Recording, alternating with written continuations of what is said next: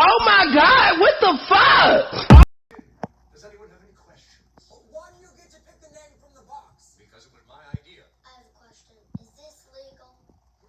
Don't spoil the fun, boy. If you're going to ask a bunch of complicated questions, you might as well wait in my car. The man with sores on the woman with the bag of money. I'm not a freak. I'm a member of the audience. I just happen to have a dermatological condition. And this isn't a bag of money.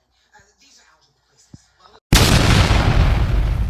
Hardly breed. And Chavo, the wolf baby. I'm selling this pre-cooked hot dog I found on the ground.